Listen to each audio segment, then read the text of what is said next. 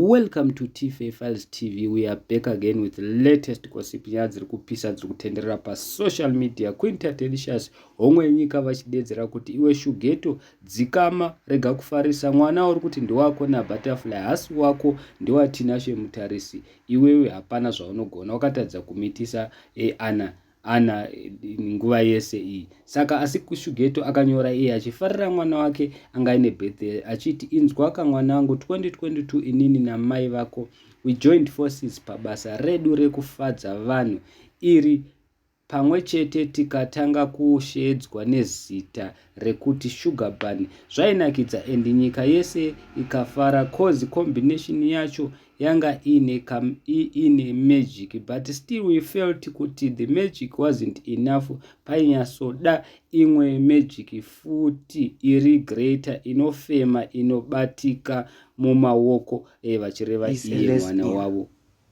So haakwanise kuita relationship yekuti anona murume achigara munhu anoda vakadzi, so arida kungozvara ungopedza. I think this third child is the last if I'm not mistaken, but I doubt zvangu kuti ndiwa Shugeto. Anogona zvezvesikita, anogona ari ana Mutarisi or something, because ndokwakuri kumalevels ana Butterfly vanhu vaingoita hura nawo, but she's not a straight woman, she's a lesbian. Kamuchingomona riri she's a lesbian. Toda vakadzi ipo payanodya mabeche. Munhu akadyiwa beche na Butterfly is one of my biggest followers panapa. Ayo akunyepa, atonyepa wenda mubvisa ati 1 million asisipo. Muchambomona achitaura anyepa kati kutotamba neni panapa. Anyepa ndamubvisa ka 1 muchamuona ari panapa. Angoti woi 1 million ndakata hamuna kunzwa, ndakata goes. Ini ndiri kuti goes ndikudi ndikunobvisa. Ya Mutarisi mwana uyu anenge atinashe Mutarisi uyu anenge ati vana nhingi vanenge vakungotengawo nyaya. Hapana kana zvaShugeto apa neShugeto kungati anoitisa Butterfly mwana ndiwa Tinashe Mutarisi iyewe. Mutarise maziso emwana uyu akufanana na Tinashe Mutarisi. Mwana ndiwa Tinashe Mutarisi iyewe.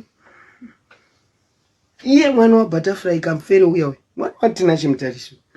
Mamuna kuna manza iyi kuti Tinashe iri kutorira Tinashe to the Mutarisi.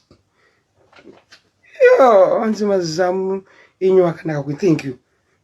Mkuchiwe hamuna kuona ile manza yemwana uya kuita wa Mutarisi, maziso kubuda kunge nyundwa Mutarisi hamuna kuzviona. Iwona still pano zvido asikana chitandaraso.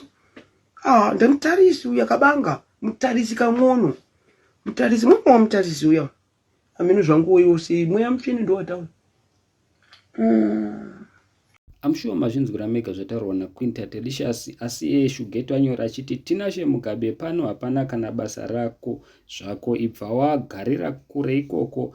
Probability of chakadaro is 100%. Mwana ndewangu, ndo zvataurwa na Butterfly. Dedzera kuti ndoziva vanhu munofarira zvinhu muchadedzera kuti ngatiteedzei Tinashe Mugabe, musatombozvinetse naye Tinashe Mugabe ngasazvinetse, mwana ndewangu. Asi Quinta Delicious vadedzera kuti Butterfly uyo ari kukupengesa, tinotonanzwa nawo naye zvinhu zvedu, ingochanewo munhu uyu musikana mukadzi ari kwese. Saka iwewe usataure kwasina kuswera. Vazukuru vambuya nanda vataura zvinhu zvakawanda zvakasiyana siyana. Mumwe munawe akati ukanzwa munhu wako achiti ndina best we opposite sex bata urove vese chakadaro chinenge ngozi. Mumwe munhu akati results of joined forces. Mumwe munhu akati saka pamaenda kubasa maitonoita lula zvenyu inga zvakaoma. Mumwe munhu akati saka Shugeto waichitira ana iwe nenguva yacho. Mumwe munhu akati saka iye Butterfly angagara aine jealous because aikuona uchidanana na ana. Vamwe vanhu vakati ndo zvakazoita kuti ana aonde azvigere because airwadziwa waimuitira zvinhu zvisiri izvo, ene zvoakuya wakuda kuzviita senonzi uri munhu ari right. So guys, handizivi tinoti kudii nazvo, asi Shugeto adedzera kuti hapadiwe Tinashe Mugabe kuti mwana ndewangu.